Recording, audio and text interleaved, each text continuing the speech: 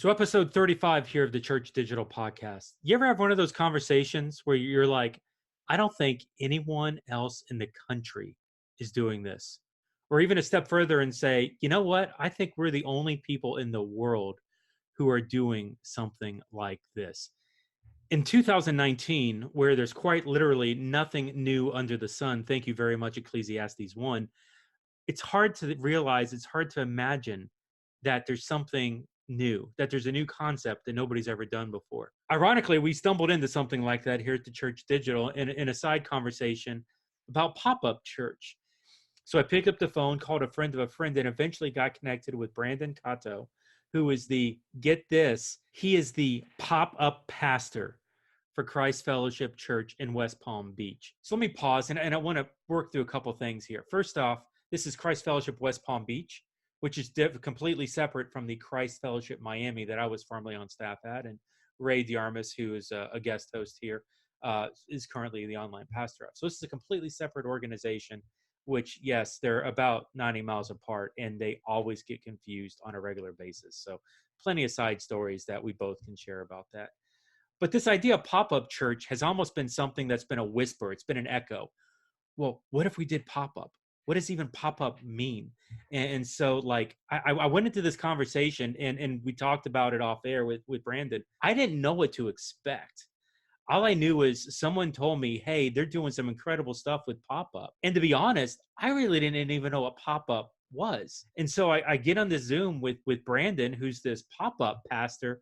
And basically, I start off the question with, dude, tell me about pop-up. And what followed was an incredible conversation centering around innovation, a church that's willing to do incredible things for an incredible growth opportunity to impact people with the gospel. So I love this conversation. I'm sure you will too. I'm going to present to you in this conversation Brandon Catoe, who is the pop-up church pastor for Christ Fellowship West Palm Beach, and myself, Jeff, with the Church Digital, in a conversation surrounding pop-up church. Here you go. So we started off a year ago, kind of just dreaming up with this. How does this look? What are we going to do? What is it? How do we even build a team for this? And so we really, that's what June looked like of last year. And then we finally got team put together and figured out a process, somewhere to start.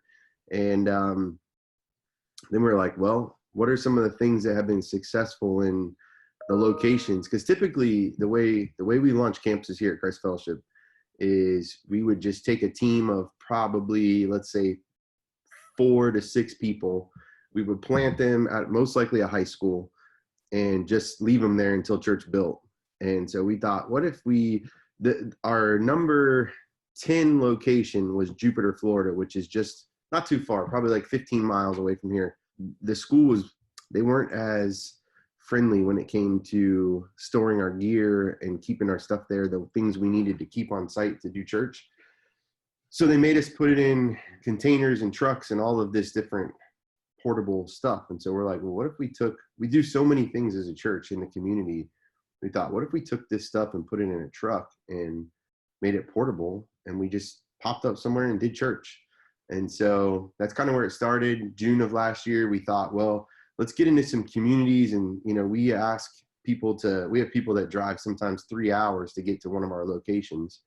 And so we said, well, why don't we just pick a few communities and just go in their backyard in a park or something, pop up, do a big barbecue, have a family fun day, invite people out, tell them what we're thinking about, what we're going to try, and if they'd be interested. And so that was really what we started with. The other thing here at this Christ Fellowship, we take June and July kind of our slower months of the year.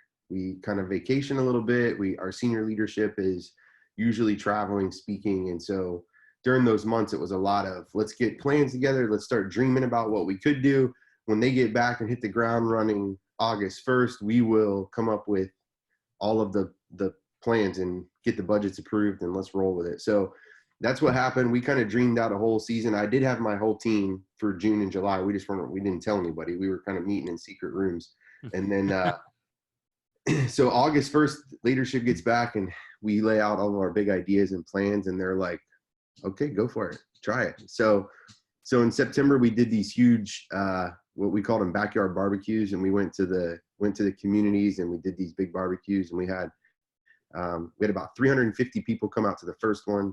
We had about 400 people come out to the second one, and we were like, man, we could build church. So the thought was, if we could get this thing rolling and we could take this gear, make it roadworthy, portable, we could go to a different city each week. And so in a year's time, we would plant and get a church to where hopefully it would start to be able to self-sustain, and then by the end of year 2, contribute back to the mission and all the things we're doing as a church.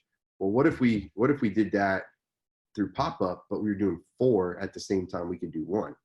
And so that's kind of where it all birthed out of and what we've been doing.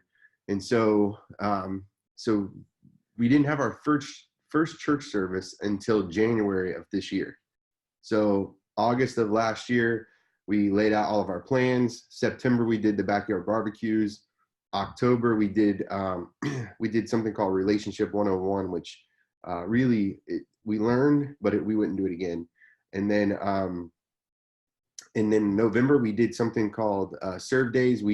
There's a lot of churches here. We're part of Church United, and so we partnered with them to do something called Love South Florida. And so we did a bunch of serve projects in November in both of these cities. And then December, we invited them. We messaged. We went to the mall in one location and did like a Christmas concert in the mall, and did the same thing for Halloween. We went to the mall up there. They call it Malloween. And so we did they gave us a That's horrible. Yeah. I'm sorry, Malloween? Malloween, yeah. What mall is that? What mall does that? Let's just call them out publicly. That's the worst thing I've ever heard.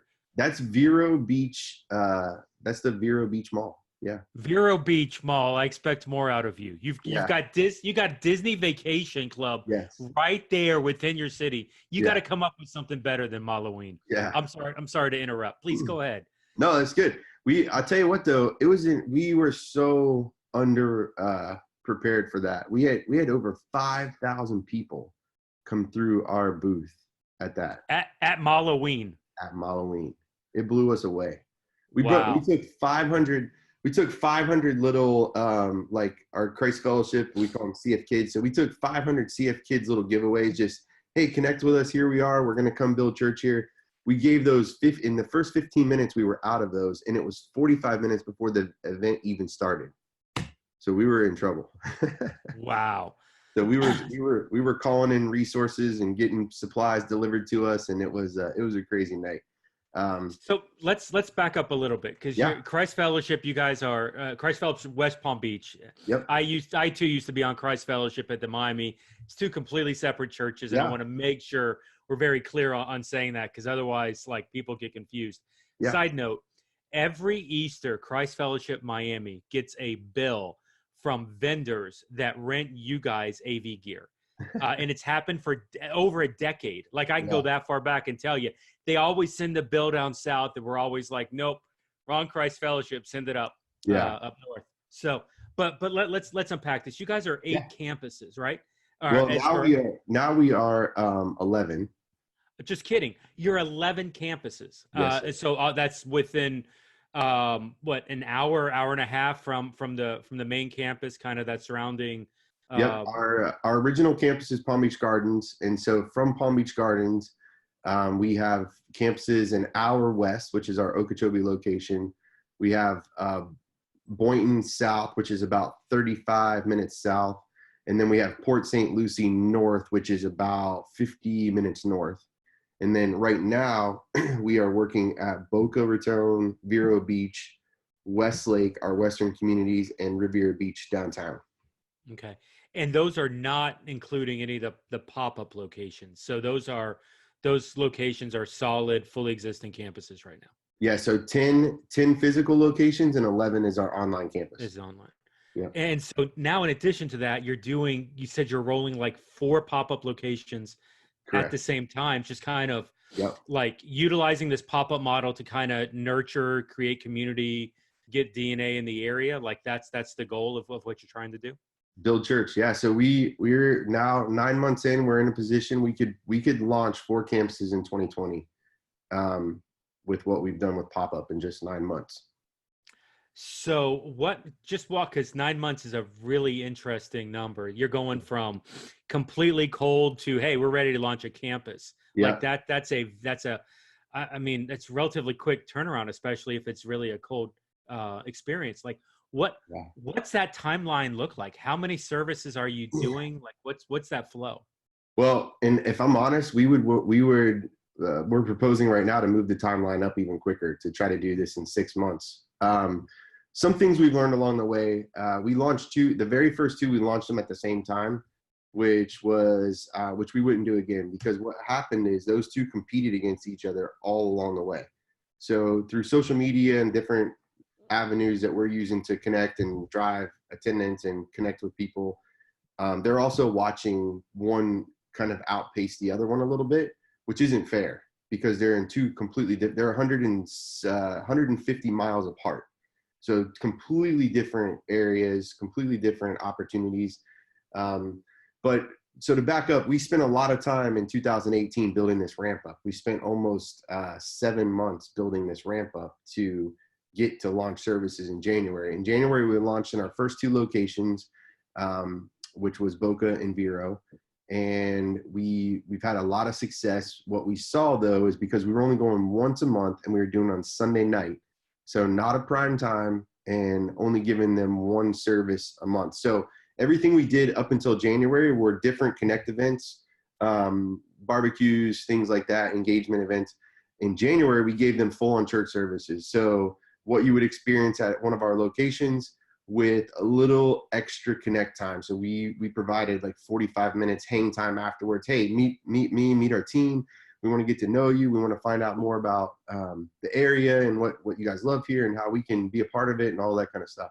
So really what we did is we put those first two campuses kind of on a competition with each other, which wasn't fair. So one of the things moving forward is we'll stagger them. Like we'll do one, let it get rolling, and then do another one, let it get rolling, and kind of use that as a model to see if it's a place. The first 4 locations, so these were a little bit unique because we kind of knew we already had people there from online church. We knew that people were watching. We knew that we had people engaged with Christ Fellowship in these 4 locations. One of them, which is our third one, was actually a home run from the get-go. We intentionally didn't go there first or second because it would have really messed us up with any other location, because it was a home run right out of the gate. These Western communities are perfectly located between our 2 largest locations. We have a church there. We know that will be a location, but let's let it start to organically grow. Let people hear about it. Let people get excited. Let them kind of almost demand, hey, bring pop-up here. We want pop-up. So in our first night out there, we had 700 people. So we knew that, but that's kind of what we expected. We were kind of thinking that was going to happen. Yeah. Like walk me through 6 months, 9 months. What's the timeline? How many trips are you going out to these areas? How are people connecting? Are there things other than just the pop-up church experience that you're using to create community? Like what walk me through a 6 to 9 month time period from a campus is going to nothing to, hey, we're ready to call this the XYZ campus. So in the second half of 2018, those were connect events that were starting to get the things in the water saying we're coming. Once we launched church in January, we only went once a month to the first 2 locations, and then we added the third location in there along the way. In between there, we have something we call the journey. So that's an opportunity for people to find out more about the church. It's a 4-week class, 1 hour. So we started hosting journeys in those locations. So people had another touch point with us. After each service, we created a 45, 50-minute connect window. So each month we'd have the service, worship, everything we dismiss, and then we dismiss to basically an after party. That after party was building and pointing people towards the next time we were coming back. Also an opportunity for us to connect with them. Our team was all out there, highly engaged. We had all of our ministries that we were offering in that location. So like our groups, we're a groups-based church. So we had all of our groups teams out there saying, hey, we have groups already being built. So we were getting people in groups right from day one, trying to build groups down in those 2 communities right off the bat. and then also starting up students and young adults and all of those things that we offer. We don't offer every single ministry that, like, for instance, a garden in Royal Palm, because we just can't. Number one, we don't have a building. We don't have a location. We can't be there 7 days a week. So we had to pick and choose the best things to offer to build community in those locations. And that seemed to be Journey, so they could find out who we even are. Like, is this a church I even want to be a part of? So Journey was a huge resource. Groups were probably our biggest resource to be able to get people connected and start to match people up and say, hey man, there's a whole bunch of young adults here. Hang out. If these are your people, they've got a couple of groups going, go check it out. We're not making you sign up for anything. We just want you to see what's available and if you want to be a part of it. So kind of driving those from the beginning.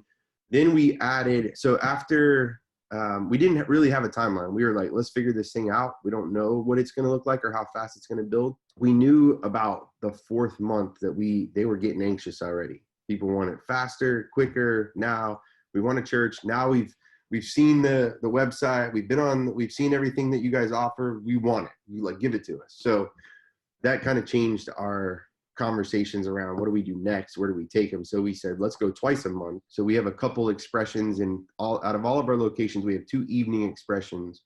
One's called a City Nights and one's called a Okie Nights. And these are kind of more creative, a little more worship, live teaching. And so that was kind of what we modeled pop-up after for the first 6 months.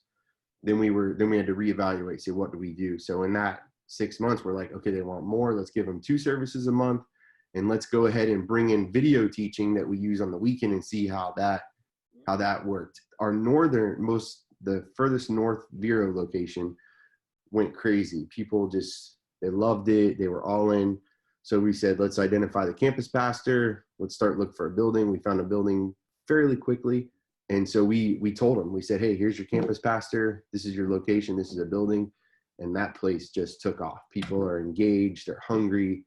They're excited. And then we, as a church, we started something brand new called Freedom. And it's a freedom study that our pastors wrote. And right now as a church, we're taking almost 14,000 people through Freedom. And so we offered Freedom in Vero, and the people went crazy. They were overflowed with Freedom on Wednesday nights. So now in Vero, they have a campus pastor, they have a building, they have Freedom every single week that they're a part of, which are study groups that we will launch into groups. We have about probably 200 people in groups. And so that'll be our first launch. That one's already in launch sequence right now. We're launching that in the beginning of 2020, as soon as we can get the building done. And that's kind of how that one ramped up. You said you were utilizing Church Online. Yep. It's kind of give you a heat map of some areas to go, yeah. and some are stronger than others. You mentioned the West seems to be working better for you, just because of proximity of cities. But like, do you guys, when you go into the area, like, are you just looking at that heat map, or are you digging in and investigating leadership, or is leadership kind of arising out of it? What's your process to really get to the core team who's going to be in any given area? That's a little bit different. Those 2 conversations really aren't connected. The first conversation was as a leadership team, which is a group of like 5 to 7 of our senior leadership. Start praying about looking at heat maps. There's interest in there. So we're looking at, okay, we've got people watching online. Let's pray about it. Is this an area that we feel like we're supposed to go into? And then as God starts to open doors and stir the waters up, we're like, okay, we're going. Now, we've been working with something for multiple years called Leadership College here at Christ Fellowship. We have people in the pipeline that have been part of Leadership College. They're on team in other roles, but they've been identified, and we've been watching them to say, okay, this person could go here. This person could go there.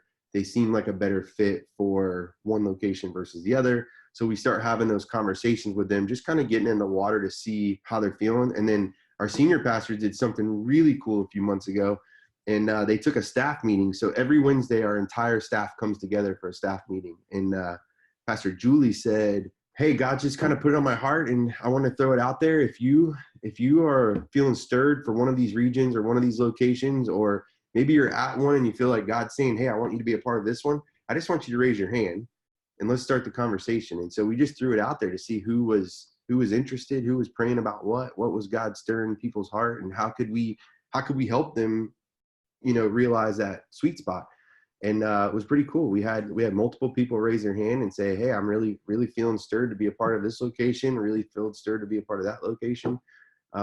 And then the position that's probably the hardest to fill is a campus pastor, because there's so much weight, there's so much trust, there's so much culture, all the things that we really just, we pray about so hard, and we look for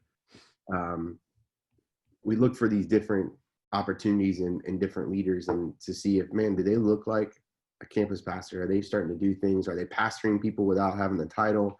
All of these different things that we look for as leadership. And so we have a secret list, I guess you could say, of 15 to 20 people that are on this list that we're like, man, they could be campus pastors. And so there's myself, I sit on the Multisite team. So we start to look at it first and say, hey, yeah, we're all in agreement. These would be great candidates for campus pastor. Let's pray about it. So, and then we toss it out there to our directional leadership team, which is our senior pastors and executive pastors, and say, hey, this is who we're praying about. Tell us, what do you see? What don't you see? What do you like? What don't you like? Is there hangups? Is there things that we need to process and look into? And then it takes a little while. So for instance, the Vero campus pastor, he was on the list for probably a year and a half. And it took probably about 7 months of stacking hands, praying, really just everyone flipping over every leaf rock that we could to make sure. And ultimately we all stacked hands and said, yeah, and what's cool is when we got to that point, God had already stirred their hearts. And even though they never raised their hand and said, hey, we want to be a part of Vero, as soon as we asked, they were like, we're in. And so since then, we've just seen God already move that. Before we ever even launched church there, they're building church like crazy. And it's really cool to watch. Very cool. So at this point, how many pop-up church services are you running a week? You're juggling the 4 locations. Yep. Like I'm just doing math in my head, and like your road kit's probably hitting, like it's more than one road kit, right? Well, so what we had to do with 2 of them is kind of so one of them is a location where we're hosting Freedom right now. So Freedom is being hosted there midweek. We're not doing a weekend experience there. Okay. In another location, we're doing off night expressions of service there, so we can have Sunday nights specifically for Boca and Vero. So right now, the first and the third week we're in Vero, and the second and the fourth week we're in Boca.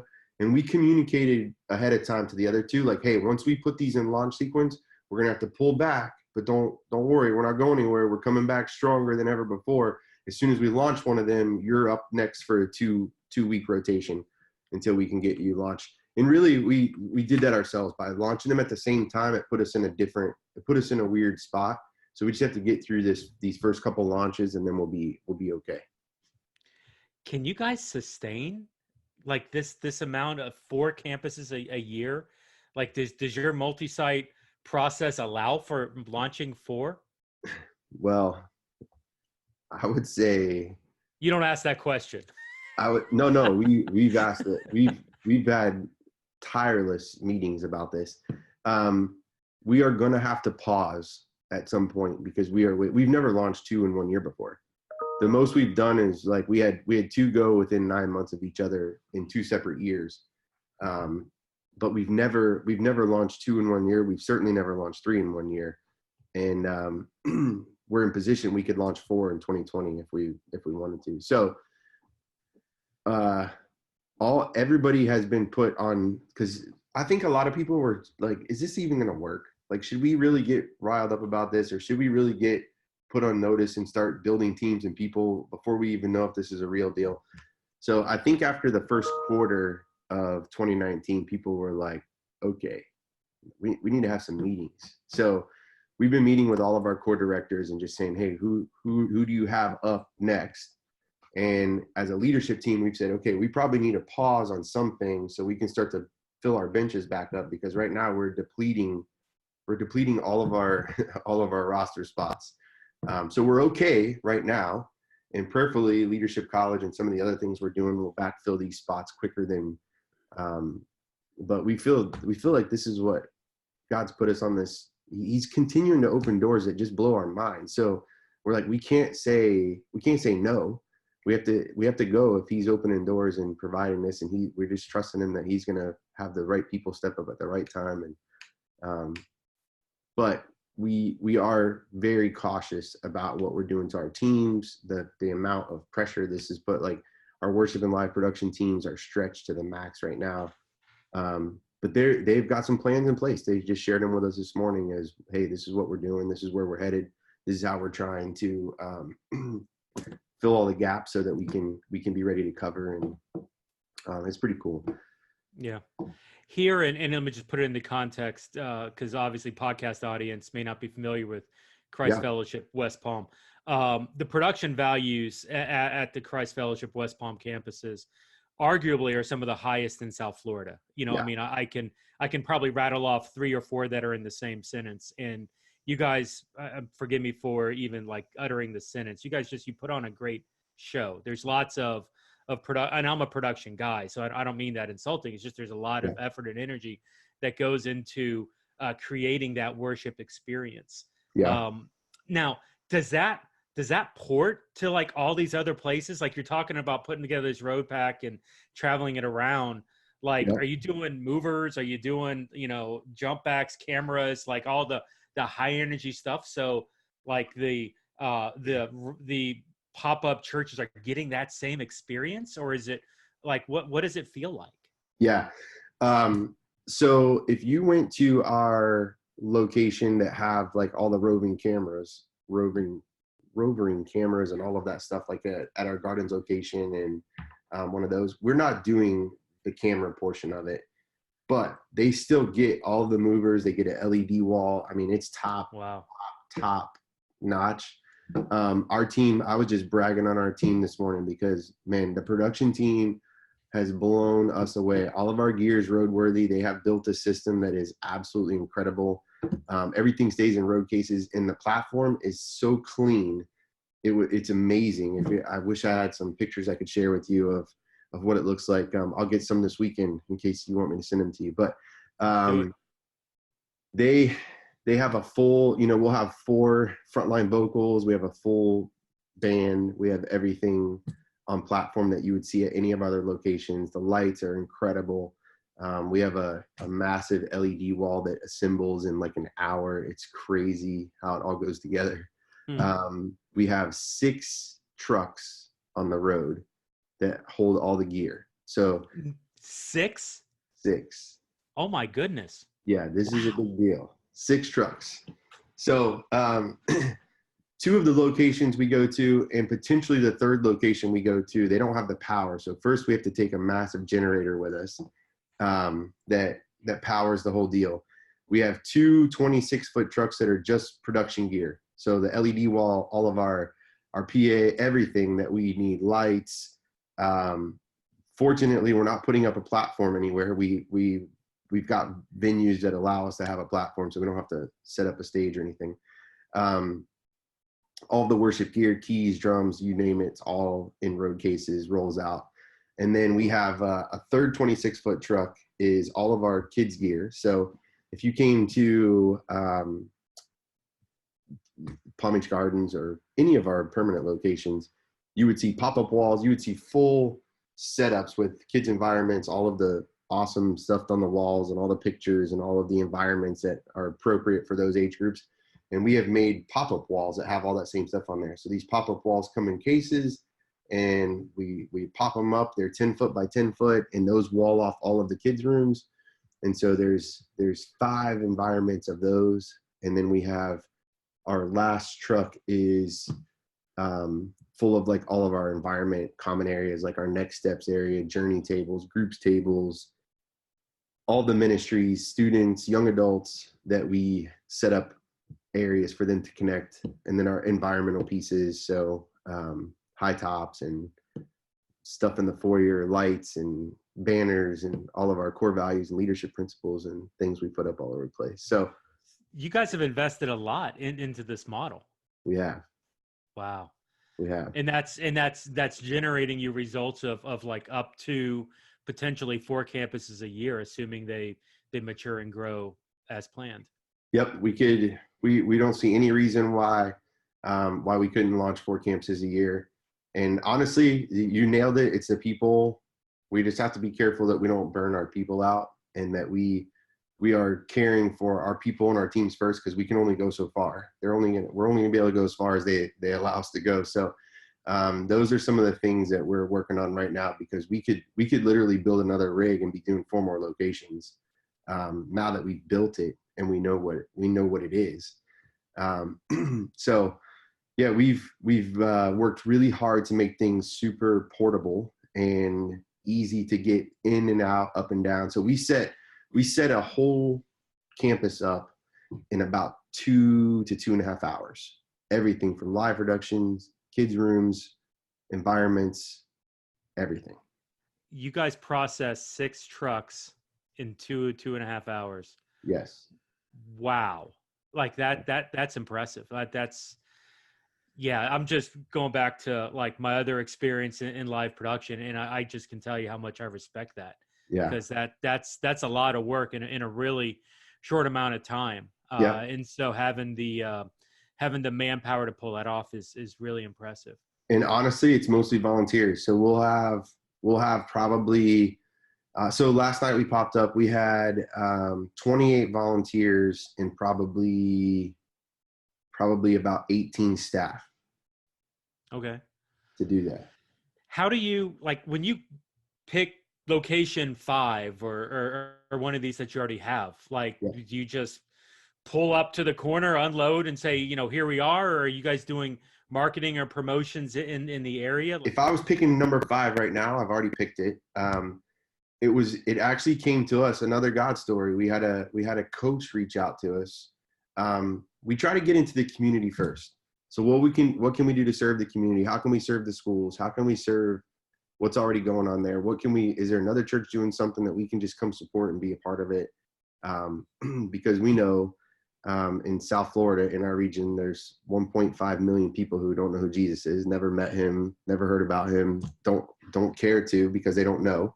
And so we know there's not enough churches. We can put them up on all over the place, pop up all over, and have 200-300 person churches and never reach the 1.5 million. So we look for opportunities to serve a school, to serve a ministry, to serve something in community, government, get with the mayor.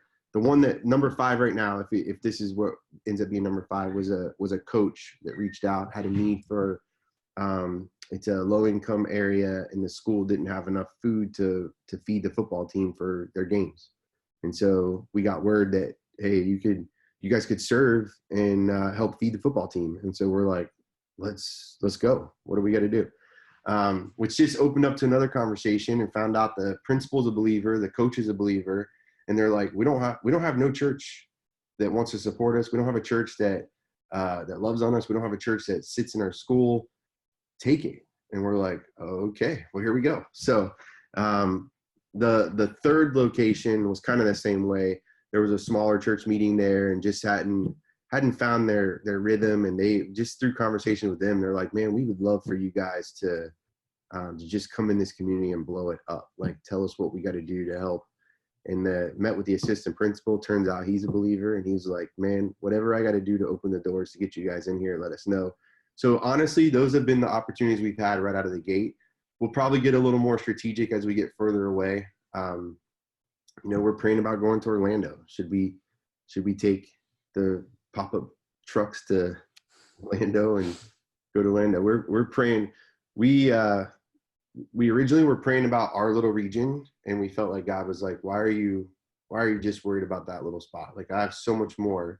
And so we're like, okay, if it's inside Florida now, we feel like, let's go. So we don't know what God's going to do. We don't know what doors he's going to continue to open, but right now he's been amazing, supplying us with opportunities, and people have been so nice to us. We've had mayors reaching out. Some of the disaster relief that we've been able to be a part of too, we saw open doors. So like Hurricane Dorian just came through Bahamas, and getting local government people involved in that and really supporting the Bahamas has opened up even more doors. So the 4th location that we're working on right now, which will be a campus for sure, was a lot of the mayor and the vice mayor just coming to us saying, hey, can you guys come help? And we're like, absolutely.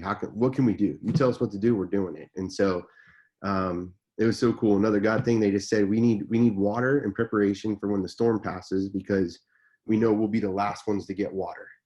And so within 5 minutes, someone called and said, I have a semi truckload of water. I got nowhere to take it. Where can we take it? And we're like, take it here, take it to this city. And so they rolled up with a semi truck full of water, and the mayor was like, whatever you guys need. So, so it's just cool. God keeps just giving us those awesome opportunities, and we're excited just to be able to be a part of it. That is so awesome. Who over the, I mean, you're new on this road, right? You were saying 2018 earlier. Yep. Who's been your inspiration? Who have you looked at and said, hey, like we want to maybe borrow a little bit from this, or what other churches have been looking at that have been doing something similar? Actually, Anybody? no, this was really the heart of our lead pastors, Todd and Julie.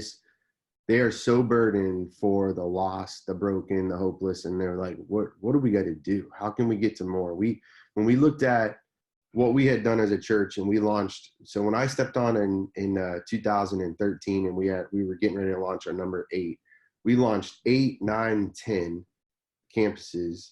And when I was stepping in, the number was 1.3 million in our region who didn't know who Jesus was. And after those 3 campuses, which have been amazing success stories, they're just, so much life is happening there. God has done so much at those 3 locations. The number goes to 1.5 million. So we're not gaining any ground. So how do we gain some ground? And so really the heart behind it was our pastors was, let's build something we can give away. What if we could build this? What if we could give it away to all of the other churches that are ready to go after this? And if, I don't know if you've been to our conferences or any of that, but they really open the cupboards at our conference and say, take what you need. Here's your resources. If it can help you build church, we want you to have it. And so that was really the heart behind Pop-Up, is let's build it. Let's be okay to fail, or let's be okay to spend a few extra dollars to figure out how to do it right so that we can give it away. And then what if 15 churches across the state of Florida said, let's go pop up?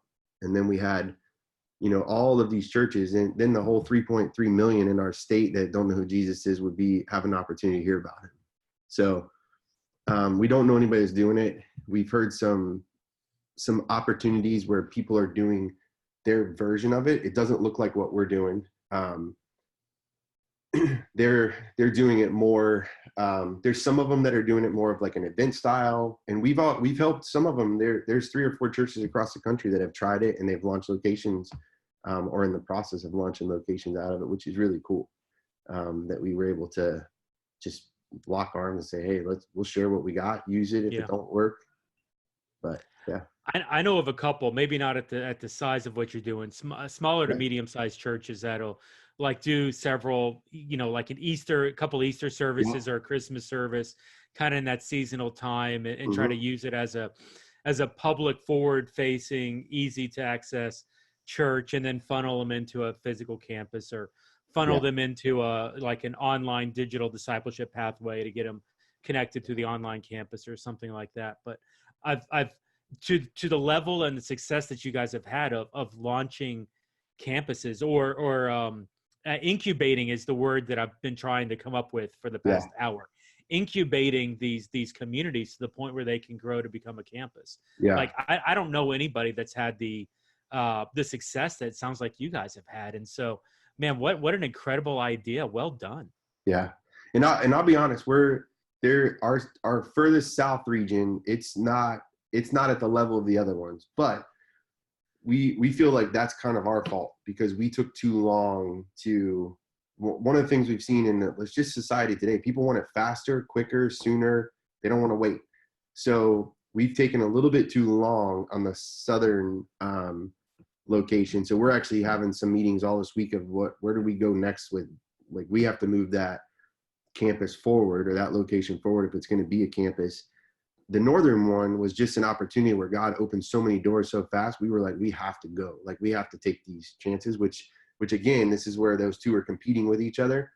And it's kind of put the southern campus off. Like, they're like, you know what, we're watching all of this excitement up there, and we're trying to explain, man, we haven't had those kind of doors open here. We're like, it's harder ground. We're fighting harder. Like, we're not giving up. Like, we're going after it with everything we got, but it's just not, it hasn't been. And then, it's close enough to another location where we know that people are going to that other location. So we're just trying to figure that out in the southern one. But we fully believe we have over 500 people connected there. So we fully believe it's a campus that's going to grow and could be a huge one down the road. But it's just been some delays that have been unfortunate. But we're going to figure it out, and we won't launch two at the same time again.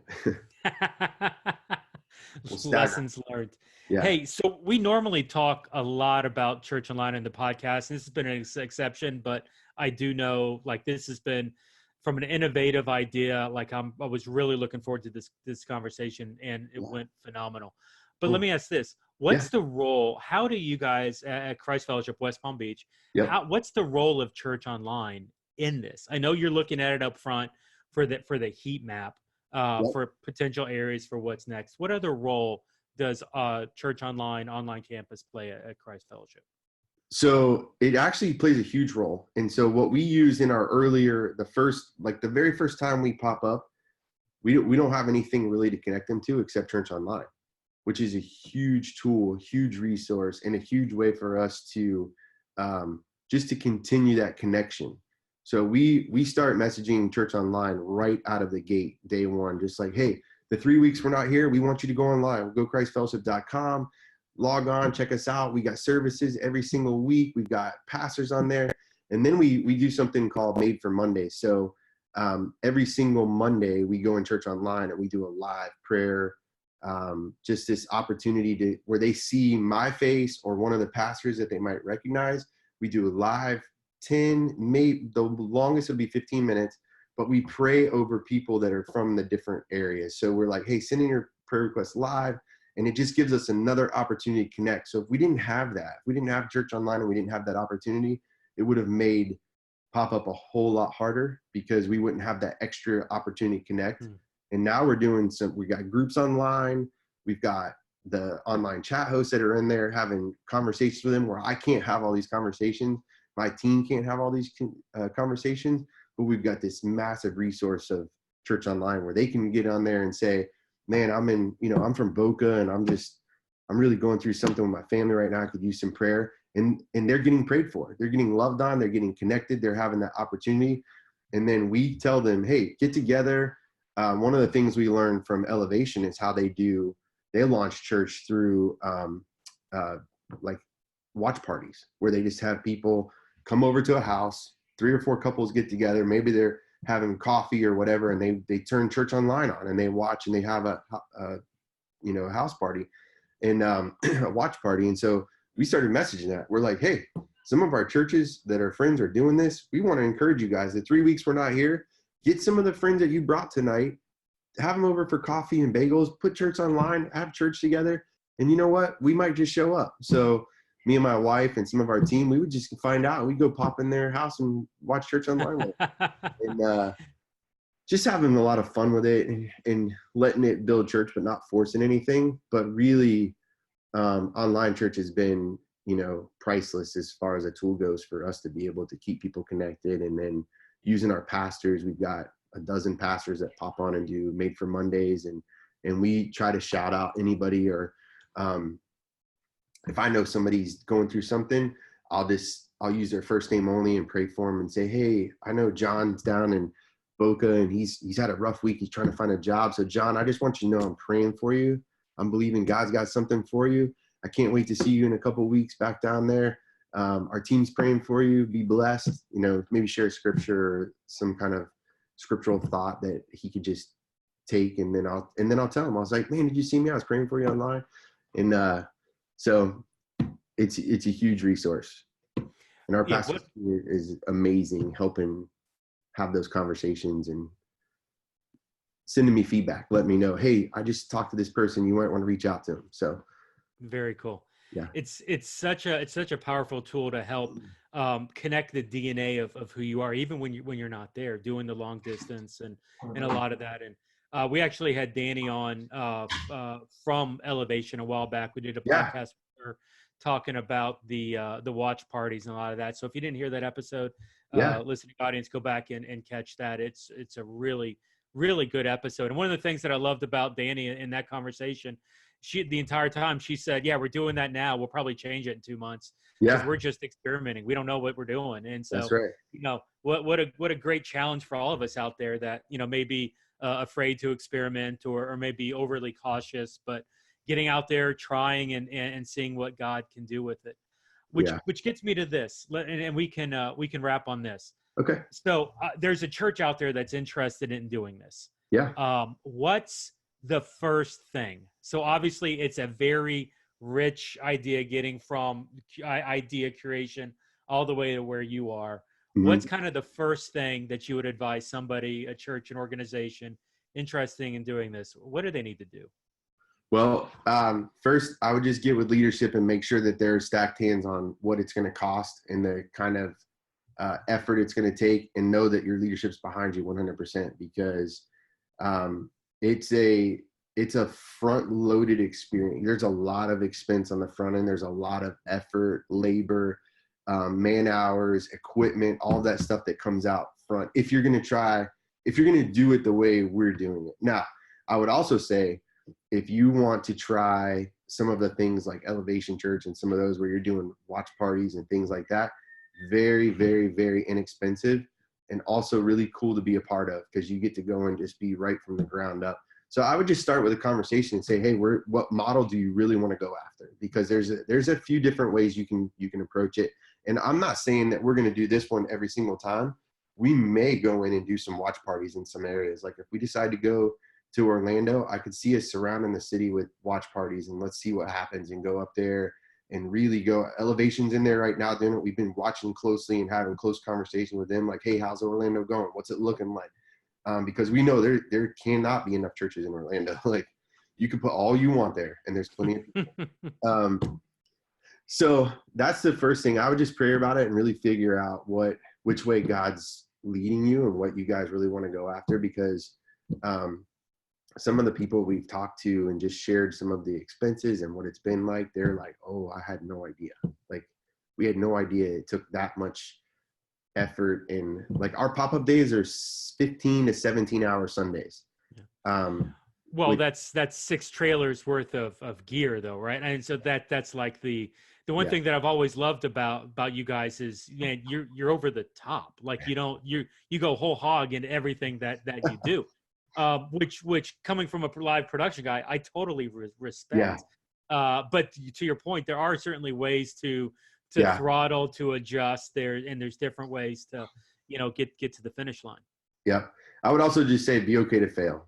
Like, you got to be okay to fail. Like, you can't look at this and go into it and say everything's going to be a home run, everything's going to be a win, because you're going to be solely disappointed when you have one that's struggling, or you have one you got to figure out. But the cool thing about that is, lean on friends. I emailed a friend today who's launched a lot more campuses than I have. And I just said, hey, I kind of hit a little bit of a roadblock in this one city. What do you recommend? How do we get it over the hump where it's at? And so waiting for them to respond back now and just give me some ideas, maybe something I haven't seen. I have some tunnel vision that I'm not seeing something that I should see. So I would just say, be okay to fail, know the cost, know what it's going to take. And then I love having conversation with people and just telling them what we learned. What we learned, our on-ramp was way too long. We took way too long to get to church. And then we've given them church not fast enough for too long. So we have the on-ramp that I'm requesting 6 weeks, 6 months launch. That's what I'm proposing as we move forward. So 6 weeks to get in there, do a backyard barbecue, do a serve project, get in the community, give them a service, and 6 months later, we have to decide if we're going to launch or if we're going to move on to a new location. So, and see what model works for you. We live in a super populated, fast-paced area, so there's a lot of opportunity where we are. We've helped some churches out west that they can only concentrate on one location at a time, and that's cool. Do that. Like, do what, and it was just cool to watch God open doors for them and then report back and say, man, you won't believe what happened. I'm like, no, I'm going to believe it. Tell me. So I would say that's probably the two biggest things. Just make sure leadership is all on board and know exactly what they're in for, what they're up against, and then be okay to not have a home run everywhere you go. Awesome.